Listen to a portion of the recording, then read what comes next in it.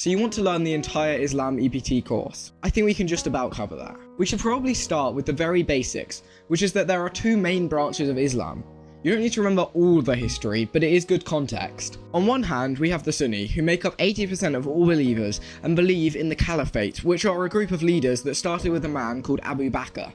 The other 20-ish% are called Shia Muslims, and these guys instead believe in the Imamate, with Ali, Muhammad's cousin, being his first named successor. They kind of have similar beliefs, but there are some clear ones that you need to know for both. Sunni believe in 6 articles of faith, and Shia 5 roots, some same, some different, which are really the central parts of at least the belief part of the course. Looking at an overview, Sunni Muslims believe in angels, Tawheed or the oneness of God, authority of the holy books, namely the Quran, the prophets of God, the Day of Judgment, and the supremacy of God's will. You could remember this like me with the acronym 2 angels ask Supreme Prophet to judge, or make your own. I don't really mind. Now we have the Shia roots, which match on Tawheed, somewhat match on prophethood, and then have a new 3, which are the justice of God, or properly known as Adalat, the Imamate, which are their leaders that I mentioned earlier, and the resurrection, which is almost the same as the Day of Judgment in Sunni, but not quite. Now we are going to have a deeper look into each principle, add another 5 for Shia to keep things nice and simple, and then apply it to modern day Islamic practice in England, since a lot of questions will ask you about this, although they might use the word contemporary. You might have noticed that the 2 branches of Islam only fully agreed one thing: Tawheed, a really nice sounding word that encapsulates all of what Allah, the Islamic God, is. Or at least as well as we humans can. Here are some key terms that represent Allah, but the easiest to remember are that he is all-powerful, fair, all-loving, transcendent or other, and yet also immanent or right here. Remember, if you have any Christian indoctrination baked into you, that the Islamic God is in fact not split in 3 or 99, and Muhammad is not a relative of Allah. A good quote for this is that he begets not, nor was he begotten, and there is none comparable to him, which basically means that he didn't have kids and he has no parents. That's the principle of Tawheed. Allah is one, indivisible, and immutable. Yeah, those are some nice big words. So yeah, I would learn a couple of these traits and this big chunky quote, and that's about all for the nature of the Islamic God. Okay, so these are kind of like Christianity. Sorry I keep relating back, I have Christianity all around me, but with some key differences. Probably because both faiths are Abrahamic, which again we're going to look at more later. The Quran describes angels as messengers with pairs of wings, 2, 3, 4 in number. Each person also has angels before him and behind, watching over him by God's command. That's 3 direct quotations, by the way, which are well worth using in your essays. We should also have a look at a selection of the most important named angels. Jibril is the spirit of holiness, and he is also mentioned in the Torah, which is the Jewish holy book, so you know this guy is important. More than that, for Muslims, Jibril dictated the Quran to Muhammad, which basically let Allah tell all the Islamic people how they should live their life and what to believe, so he's pretty significant. Mikael is also important. He is called the giver of rain and sustenance, and when I say sustenance, I'm talking spiritual and material, which means he is literally keeping all parts of everyone alive. So yeah, well done, Mikael. Okay, now it's time for the speed rounds. Azrael, big scary angel of death who collects people's souls. Israfil blows his trumpet to signal the day of judgment. Munkar and Nakir, these angels pair to ask 3 questions for souls at the gate of paradise, which by the way are: who is your lord, what is your religion, and who is your prophet. Finally, Al-Kalam and Al-Kitibam, these 2 record all the thoughts and actions of everyone ever, which I guess is pretty damn helpful for Judgment Day. I should mention at this point that knowing all of this has use, but won't get you marks. A few actual example questions would look like this. Please feel free to pause and give them a go to see if you can apply what we just went through. I'll be honest, this one is a little bit of a doozy. Let's determine some terms and then we'll have a look at the Islam beliefs. First, free will is the ability to make your own decisions. You probably knew that one.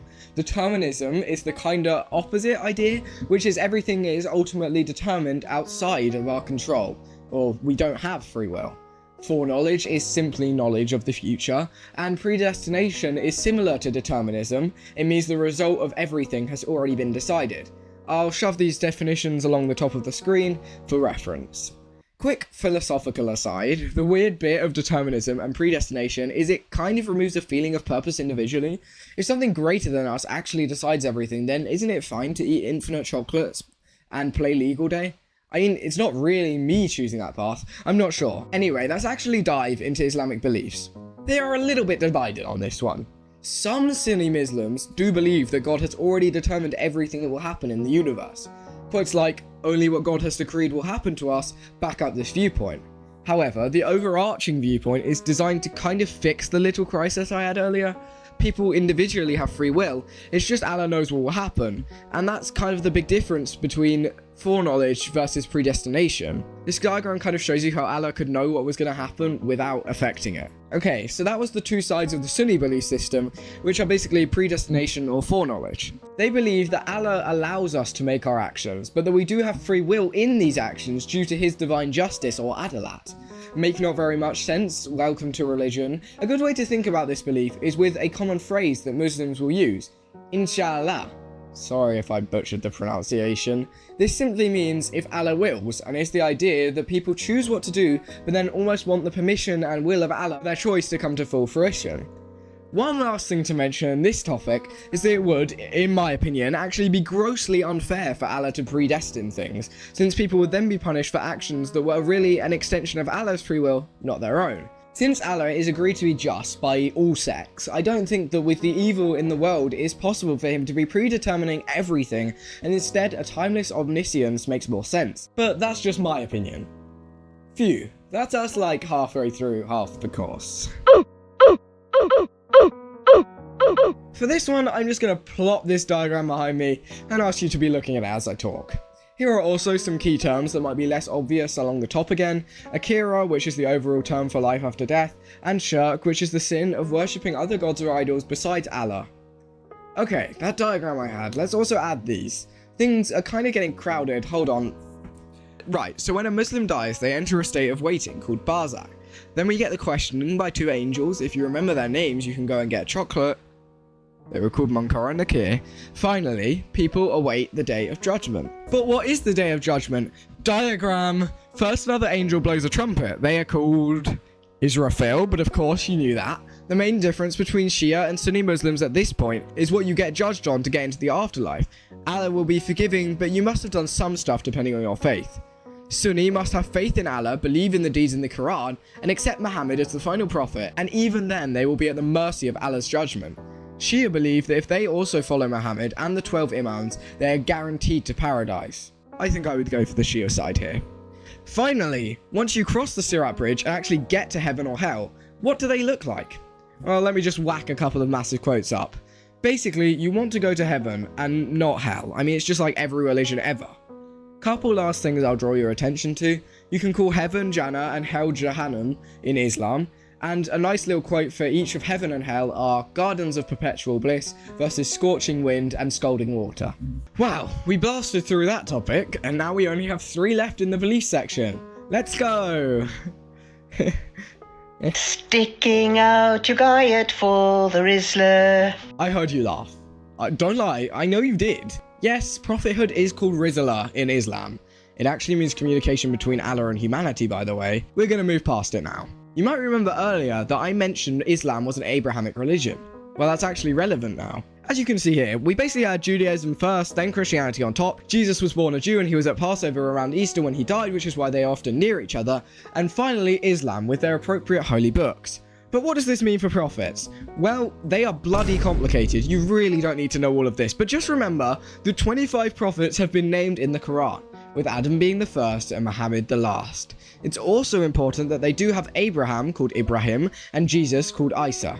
Let's take a quick look at the lives of the 4 most significant prophets. To start, Adam is the father of humankind, which makes him pretty damn important.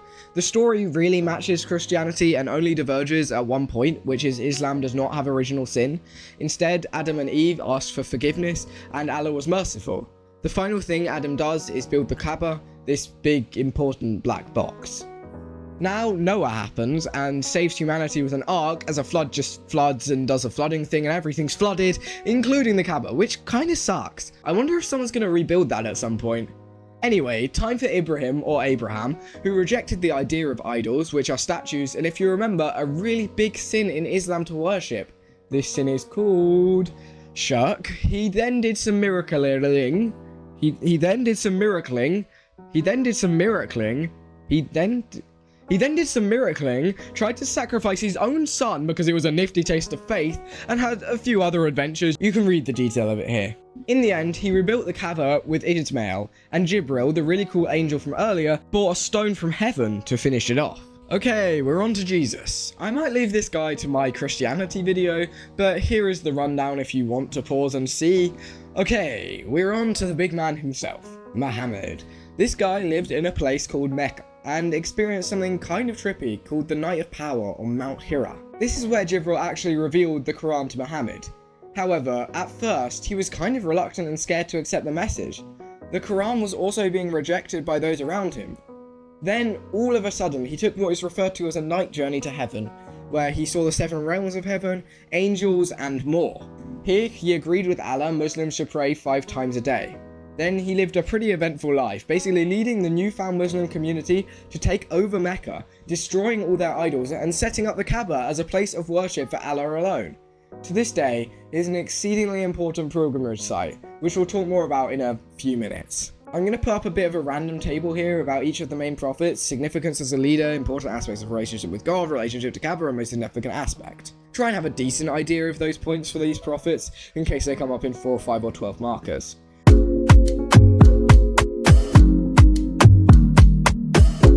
Right, to left. I think we need a bit of a change of pace, so I'm going to do this as a multiple choice quiz. I'll just read the question, you guess A, B, C, or D, and then we see if you get it right. Number 1. What is the gospel? That's right, it's literally good news about Isa or Jesus. What about the hadith? Traditions or sayings of Muhammad would be correct. Definition of kutub? To be fair, I had no clue, but it is revealed scripture. Can you remember what the Night of Power was? The night Muhammad first had the Quran revealed to him. Okay, less defining, more learning. What do you think the Quran literally means? The correct answer is recitation.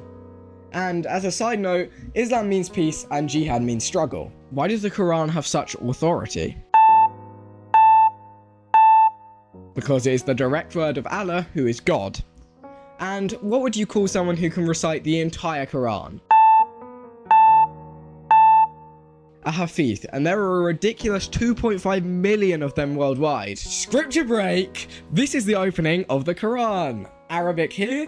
In the name of God, the gracious, the merciful, praise be to God, Lord of the worlds, the most gracious, the most merciful, master of the day of judgment. It is you we worship, and upon you we call for help. Guide us to the straight path, the path of those you have blessed, not of those against whom there is anger, nor of those who are misguided. All of these would be perfect quotes to have stored away if you can. Back to the multiple choice quiz. What is a surah? A chapter? Surahs are arranged how? By length. A Quran should always be read in Arabic. Which is the most important holy book? Obviously the Quran. Okay, how did you do? That was out of 11 just to be awkward. Just to summarise, the Quran is by far the most important Islamic holy book, but they also use the Torah, Psalms, Gospels, and Scrolls of Ibrahim to a much lesser extent. The final thing to mention in this belief is what the Quran advises people on, and it is basically everything. It may affect food they eat, when they pray, who they can get along with, when they eat, what they wear, how they use their free time, and more. Seriously, this book is a full guide that Islamic people follow very closely. Okay, last belief, and this one is seriously cool. I'm sorry, I don't even know what the fuck was what. Here is a really big table. Great teaching, I know. Basically, we are looking at whether Abu Bakr or Ali were the natural successor of Muhammad. This is the main difference between Sunni and Shia Islam, so it is obviously quite important. The summary is that it is extremely unclear, so you can kind of take your pick. But in the end, Ali did kind of win out, briefly uniting the two sides by being both the first Imam and the fourth Caliph, which I would say is pretty impressive. Anyway, we are looking at the Imamate, so let's see exactly what that means. Well, there are 12, starting with Ali, and importantly ending with Muhammad. The Shia Islam people believe that Muhammad is the seal of prophets and will return on the Day of Judgment and bring peace and order to earth alongside Isa. The Imamate are the current leadership of the Shia sect, and they can interpret the Quran, unlike anyone else. That's pretty much it. Shia goes Imamate, Sunni goes Caliphate. Ali was both first Imam and fourth Caliph, and the Shia people believe Muhammad is alive, biding his time to come back on the Day of Judgment with Jesus. For now, they are guided by their Imamate, which appoint each other in a hereditary chain. Phew, that was a substantial bit to get through. But I think we have now taken an overview of every Islamic belief for GCSE. It is important that you also look for quotes which can be used alongside all these beliefs, but the knowledge of them is the first step. However, I promised you literally all of GCSE EPT Islam, not just the beliefs. You know what that means. Snuggle up, go to the toilet, take a shower, touch grass, and get a bag of popcorn. We're diving into Islamic practices. Just like in the belief section that we just did, we can kind of look at the course as an in-depth dive into the 5 pillars of Sunni Islam and the 10 obligatory acts of Shia. To get it out of the way, these are Shahada, Salah, Sawm, Zakah, and Hajj in Sunni, and Salah, Sawm, Zakah, Hajj comes Jihad, do good, avoid evil, love friends of God, and avoid enemies of God in Shia. Don't worry, we will go into much more depth for each in turn. You might also have noticed that 4 of the Sunni pillars are the same as 4 of the Shia obligatory acts. It's worth noting that the Shahada does not transfer because Shia kind of considers it an inherent part of prayer and the faith, but both the 4 the same and the Shahada are used in either sect. Okay, you might have got that the Shahada is a very important part of Islamic faith. To begin, the Shahada literally is this bit of text. I declare that there is no God but Allah and Muhammad is his messenger. Shia continues with, I bear witness that Ali is the beloved of Allah and the rightful trustee of the Prophet and his immediate successor. If you remember from when we talked about the Imamate and the 2 sects, you can see why only Shia adds that part. Really, the Shahada is a declaration of faith. It is the requirement to convert, the last words of a Muslim before they die, or whispered in their ear if they are incapable, and it's the first thing a baby hears when they're born. Then it is used in all daily prayer. It's basically repeated so many times that it is ingrained in any Muslim. That is how important it is. Salah, simply put, is prayer. Prayer is very, very important in Islam and done a hell of a lot. Quotes in the Quran include, prayer is obligatory for the believers at the prescribed times, prostrate and draw near to Allah, and on the Day of Judgment you'll be asked whether you have kept up the prayer. So yes, you do need to pray in Islam. But when? Well, Sunni people pray 5 times throughout the day. Originally, in the night journey, Muhammad was told to pray a grand 50 times per day, but you might remember he negotiated down to 5. If you are Shia, then you can believe Muhammad even thought it acceptable to combine 2, making it 3 a day.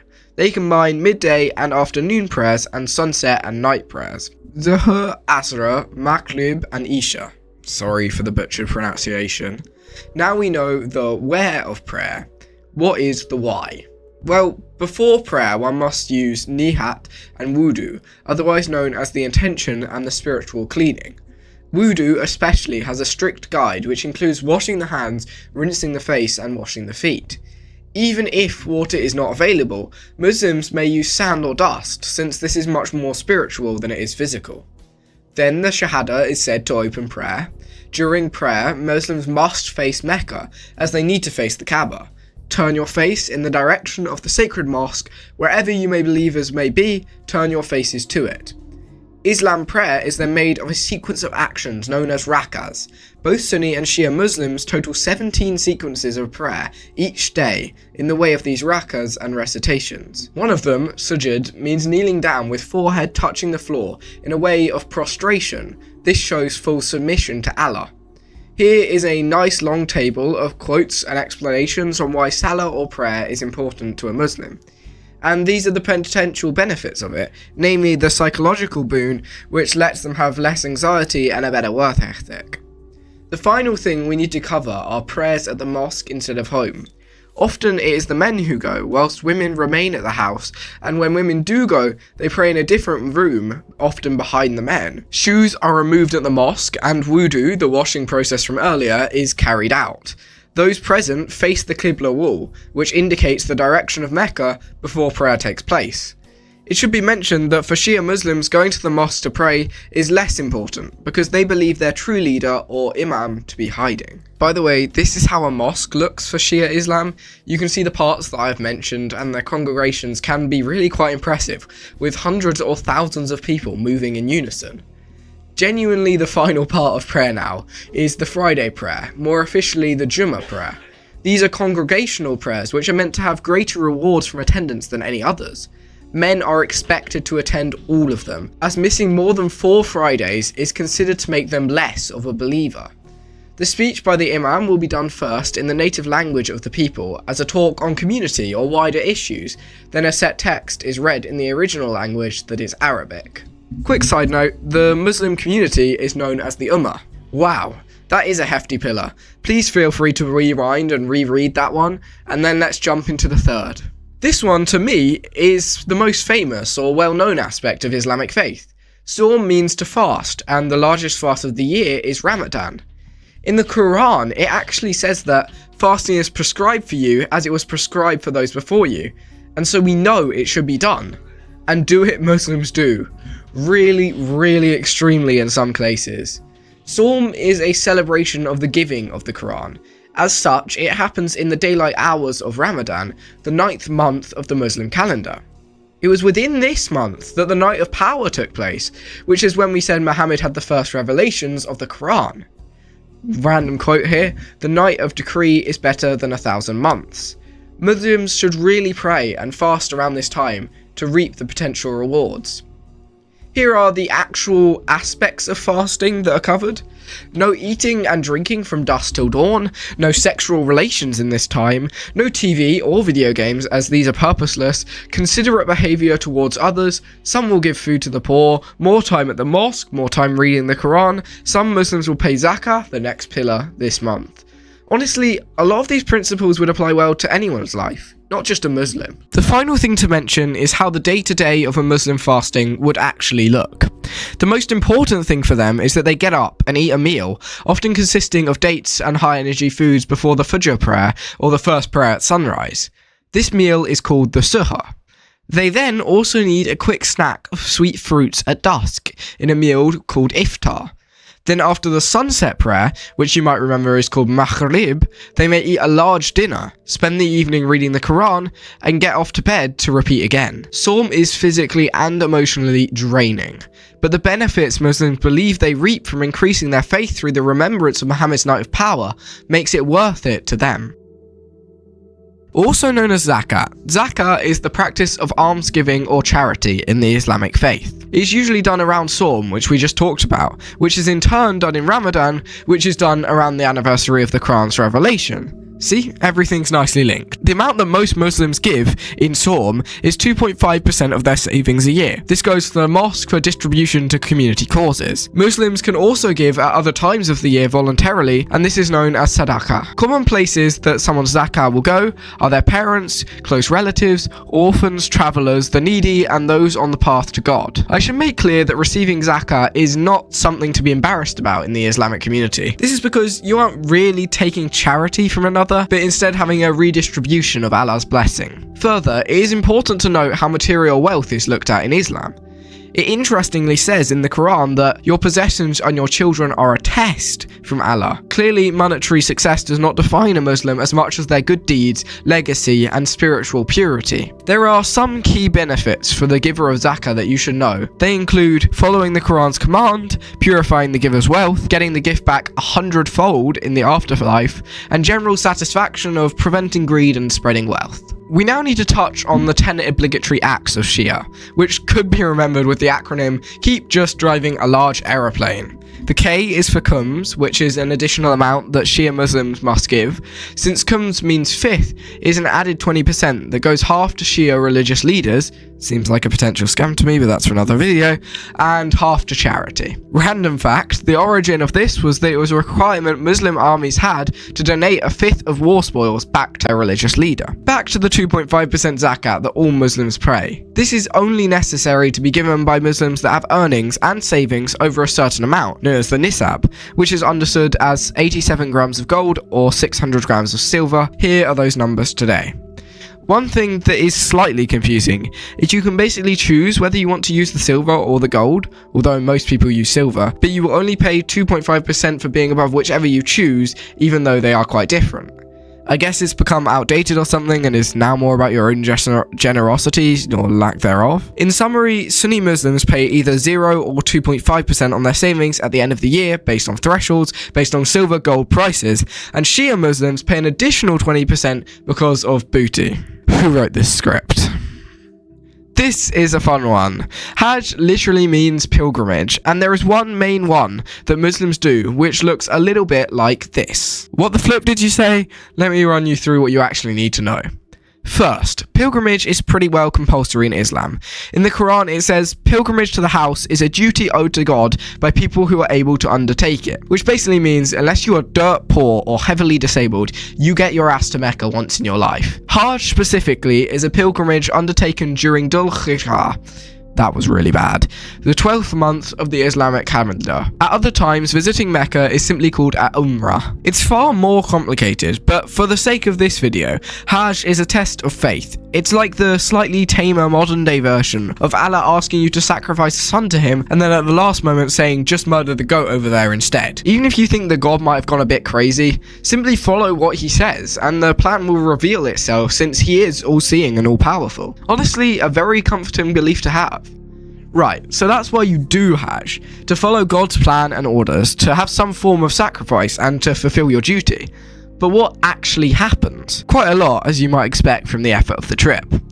First, you enter a state of ihram, which involves a ritual washing and men dress in 2 simple white sheets to demonstrate purity. Then you perform tawaf, circling the Kaaba 7 times and touching a black stone embedded in its corner, which is that one stone from the original Kaaba that Jibril gave to Adam as a gift from Allah.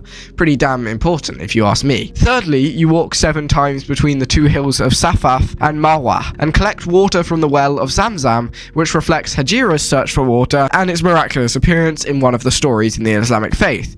It basically represents that in the face of adversity, Allah will provide for you. Fourth, oh wait, you just wait and pray here. Nice. Next, we have the move to Mount Arafat, where Muhammad preached his last sermon. You spend the afternoon praying in the hot sun or standing the whole time in an effort to get forgiveness of sins. This demonstrates a great devotion to God. Sixth, there is a walk to Muzdalifah, hope, where you spend the night praying and collect 49 pebbles, which helps you focus on the actual words of Allah. Seventh, take the stones to the 3 walls called the Jumurat, and over 3 days throw them all at the walls. This is because the walls represent the devil and temptation, so they need a good stoning. 8, an animal is sacrificed as part of Eid al-Adha. Don't worry, I'm coming on to it. And leftover meat is given to the poor. This is again about that poor lad Abraham who was willing to sacrifice his son to obey the will of Allah. Finally, hair is cut and pilgrims remove the clothes of ihram, which was the state they entered at the start. If you think that sounds absolutely exhausting, you would be right. And that is the point. Like a lot of the Islamic pillars, Hajj is all about hard work and dedication to the faith, which I honestly think is pretty respectable. Right, that was the 5 pillars of Sunni Islam. Just some Shia practices and Islamic festivals to go. Jihad gets a really bad rep. It is technically one of the driving forces behind an act of terrorism like 9/11, which is probably why people aren't big fans. But really that's not how it is intended. Jihad is, as mentioned way back near the start, struggle. And the greater jihad in Islam is to battle your own soul, to fight the evil within yourself, as Prophet Muhammad himself said. This one doesn't need much going over, and I'll look at it more in my topic video about peace, war and conflict, but I do want to make it clear that only the lesser jihad is battling with outside foes or other faiths. It is clear in the Quran that you should fight in the way of Allah against those who fight against you, but begin not hostilities. Lo, Allah loveth not aggressors. So why do people sometimes interpret jihad to mean they can carry out acts of terrorism and violence? Well, it can be because of how Shia Islam is set up. Imams in the modern day are allowed to, even though their speeches are not supposed to spread radical ideologies, give their interpretation of the Quran, Islamic faith, and therefore jihad. If they wanted, they could pick specific quotes to persuade a certain viewpoint upon people. This can be particularly easy if hostility is already brewing between the Islamic community and their target. However, greater jihad should be the focus, and it is the struggle to follow Islam yourself and to listen to the teachings of the Quran. The other obligatory acts are do good, avoid evil, love friends of God, and avoid enemies of God. But I think they're quite self-explanatory and wrapped up in the other topics I've covered. The Arabic words are here because I'm not even going to attempt to pronounce them. Now let's finish strong with a look at Islamic festivals. There are 2 Eids, so I need you to not get confused. This one takes place at the end of Ramadan and is called Eid al-Fitr. The other is during Hajj or pilgrimage and is called Eid al-Adha. Eid al-Fitr is basically what you would expect, which is really nice and easy. It's a festival for the breaking of the Sawm fast during Ramadan. This means thankfulness to Allah for the help and strength He lent them during the hardships of the previous month, but also just lots and lots of food. There are prayers, forgiveness for all, and more. People come together as a community and for what must be like a millionth time, recall the night of power, where the Quran was first revealed to Muhammad. All sins are forgiven, and the festival is one of joy and celebration, as you would expect. It lasts a full 3 days, during which cards are sent, presents given, and processions carried out throughout Islamic community. It is in fact almost forbidden not to celebrate the festival, since Muhammad himself did not go out on the day of Eid al-Fitr till he had eaten some food. Sorry by the way that I keep doing the quote thing, that just means it's a quote from the Quran. I would just like to clarify that the festival is not simply a time for revelry, it is also reflection and strengthening of their faith. However, certainly Eid al-Fitr is a happy time at the end of fasting. Just going to speed through this because it is essentially just a part of Hajj. At the point when people sacrifice an animal to remember how Allah asked Abraham to sacrifice his son and then at the last moment pulled a psych and said he could just kill a goat, they have this festival, which is all about praying and helping those less fortunate by donating the slaughtered goat. To make sure you have the day, it occurs on the 10th day of the 12th and final month of the Islamic year, which you will remember is the same year that Hajj happens. Side note, I probably should have mentioned during Sawm or fasting, the Islamic calendar is such that the date of these events in most people's calendars are always moving. That's because it's lunar. This can affect how long the days are during Ramadan, making fasting easier or harder, or when the pilgrimage to Mecca is. Whew, this is it. Ashura is the last part of the Islam EPT that we need to cover, and it is a mildly nasty one, I won't lie to you. Sunni Muslims don't take this festival super seriously. They give to charity, show kindness to their family and to the poor, recite prayers and learn from scholars, all the normal stuff. Shia Muslims, on the other hand, kick it up a gear. Their third Imam, who was called Hussein, was killed by one of the caliphs, leader of the Sunni Muslims named Yazid, during a struggle which has come to be seen by Shia as a representation of the fight against injustice and tyranny. This means that the Shia Muslims choose to remember his sacrifice every 10th of Muharram, the first month of the Islamic lunar calendar. They do so in quite extreme ways, solemnly mourning the martyrdom of Hussein, putting on plays to reenact his sacrifice, and even emulating his suffering by flagellating themselves. This, if you didn't know, means using chains or whips to cut their foreheads or backs until blood streams from their bodies. Of course, this is not the most pleasant imagery, and some leaders encourage donation of blood instead. Not really much of a festival for Shia Muslims if it involves severe self-harm. Side note, I mentioned that a caliph murdered the third imam. This obviously created quite a schism between the two main sects, which for a brief period shared leaders. Both Ali and Hussein were caliph and imamate. A lot of murdering came with this, but you only really need to know that the two parts of Islam, Sunni and Shia, differ in a lot of ways. Wow, that was a lot. I hope that you learnt something from it and can find parts of the video to inform your revision. Please again remember that I might be an idiot and get things wrong, so do your own research, do practice sessions and find mark schemes. You won't really be tested on your knowledge in the exam as much as application. Having said that, if you made it the whole way through this video without me pausing a single time, maybe you could subscribe and like. Thanks for watching and keep learning.